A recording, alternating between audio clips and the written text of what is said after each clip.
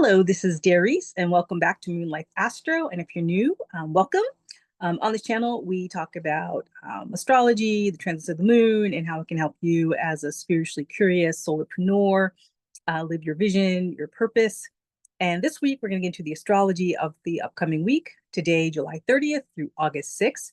And actually, we only have three major transits happening, so not a lot this week, but they are significant.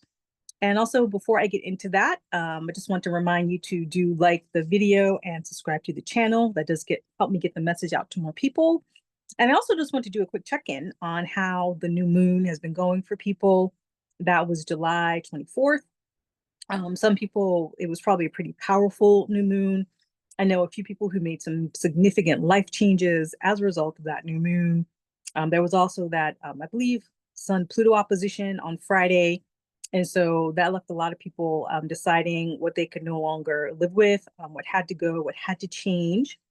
So I'm curious if you made any major changes in your life or in your business. And if you did so, feel free to share them below in the comments. Or you may have had a similar experience to myself where I didn't have anything major happen in my personal or professional life. And I think part of it too is this Mars conjunct the South Node.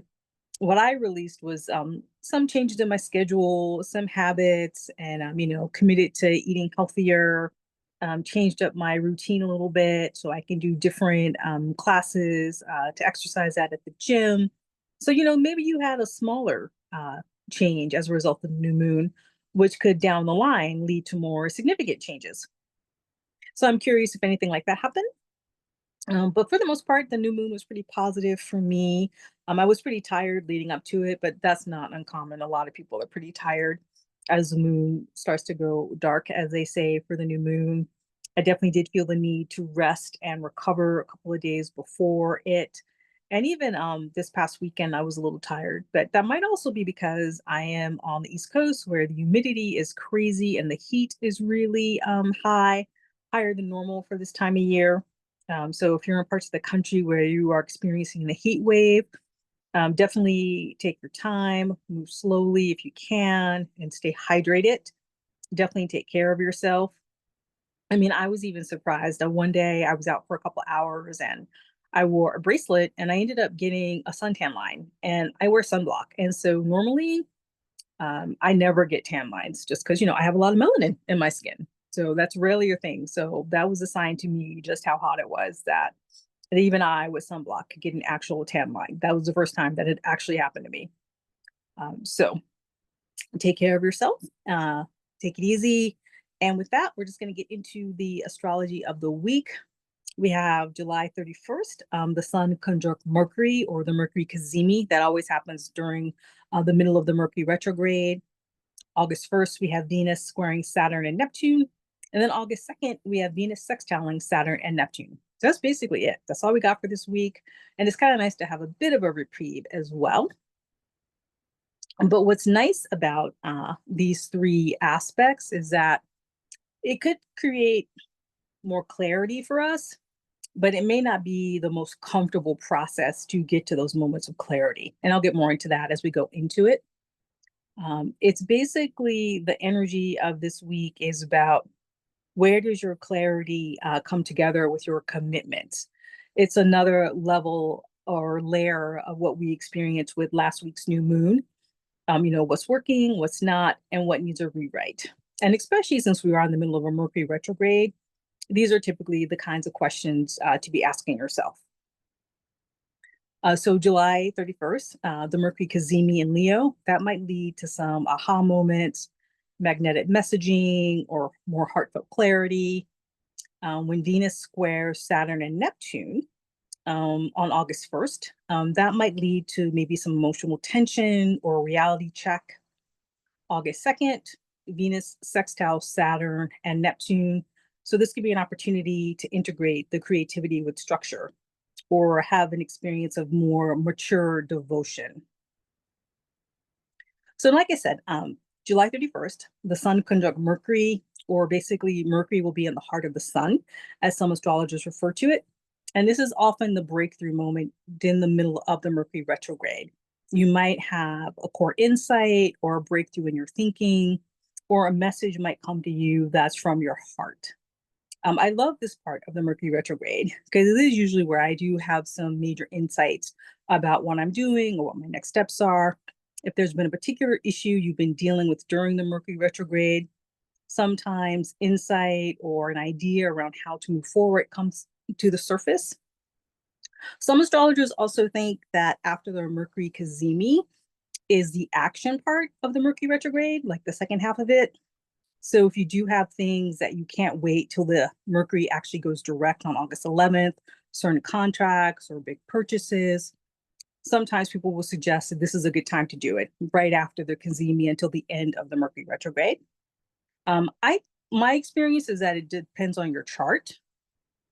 If you were born under a Mercury retrograde, I've observed that a lot of times things go pretty well if you do things during that part of the Mercury retrograde. If you were born when Mercury does direct, it can be a mixed bag if doing anything major during that time works for you. So I would say follow your intuition, your instinct. If you don't know your chart, you can always get your chart done for free. There are a lot of websites that do that. I think astro.com, AstroSeek, that sort of thing.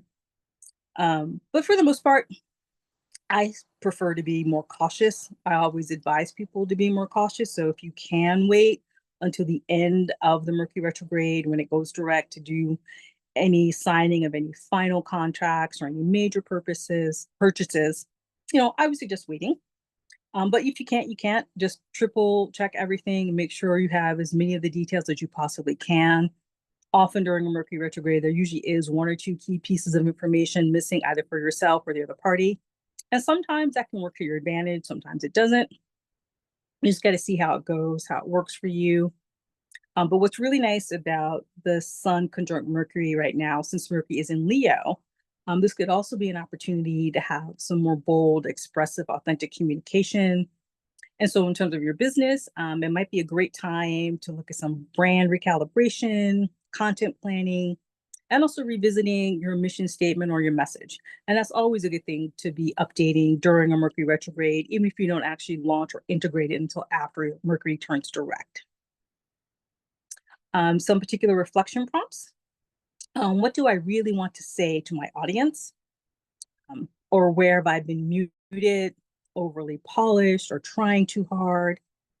And also, how can I express my core message with more courage?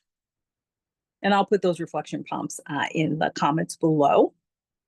On one potential action tip, you could block off 30 minutes to write a stream of consciousness message from your soul. Or you could simply just revisit your about page, sales copy, or tagline. Excuse me. I'm starting to get sweaty here, and I thought I had my handkerchief nearby, but I do not. Just one moment. And now on August 1st, we have Venus squaring Saturn and Neptune. So this could trigger emotional or energetic boundaries for people. Again, Saturn is about our responsibility, limits, a reality check. Venus represents our relationships and also our relationship to money and our values. So when you have a square with Venus and Saturn, this could bring up tension around what feels good and also what's truly sustainable. So you may have an issue around saying no to protect your energy, or you may find you have to do that. You may also realize certain strategies or relationships are no longer working for you. You may have the opportunity to see where people pleasing or fantasy has blurred your boundaries as well. Basically, there's going to be that push pull of, am I overgiving or undercharging? And you need to really, well, I would invite you to look at how can you better protect your creativity and your well-being. And then that same day, around the same time, you're going to have Venus squaring Neptune. So this could bring up illusion versus intuition. How do you, like the dreams, the ideals, the escapism, maybe your judgment might be clouded. You may be idealizing relationships, or you could experience some disappointments.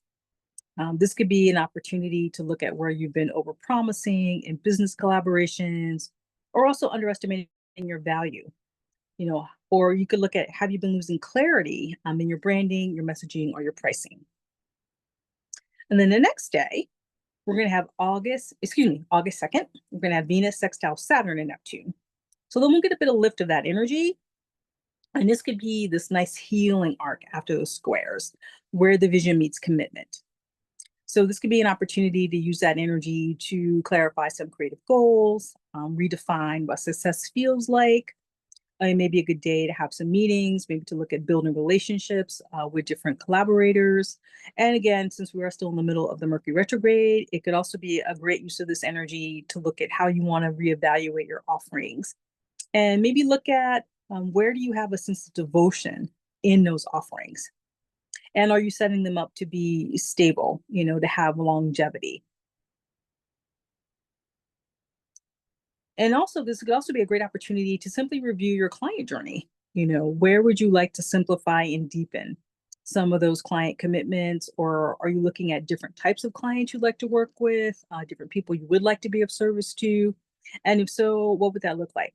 This could be a great time to simply just take some time to visualize or meditate on what that would look like.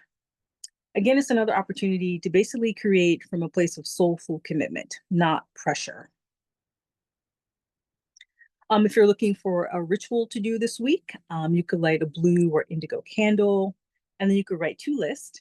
What am I ready to release? So, are you ready to release any structures, expectations, illusions? And then the second list, what am I recommitting to? In terms of your truth, your boundaries, and your soul-led goals.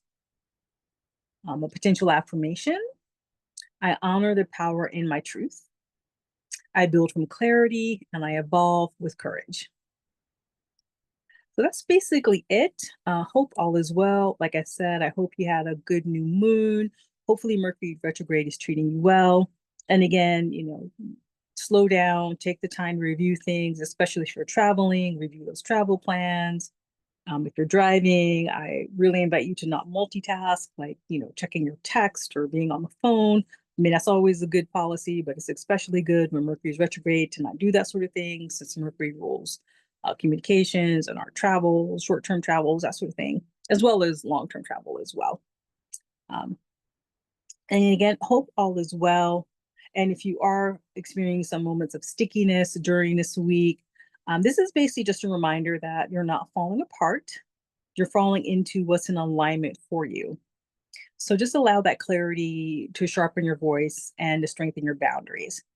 And again, as always, continue to take care of yourself, take time for yourself, nurture your relationships, your communities, do what fuels you and reinvigorates you or helps you recover from all these stressful times that we live in. Sending you much love, peace, and joy. And I also forgot to briefly mention too, I did a video earlier this week on the Saturn Neptune dance. So feel free to check that out as well. And it'll be talking about some of the upcoming retrogrades with Saturn and Neptune in the fall, and then also how we're moving to the Saturn Neptune conjunction in February 2026. And I might give you some insights into that. And also, hopefully, you checked out my video on the Chiron retrograde, which began yesterday. And hopefully, that will be useful and valuable to you. And if you have comments or questions or other topics you'd like me to address, feel free to comment below as well. As always, I'm wishing you much love, peace, and joy. Easefully yours, Darius.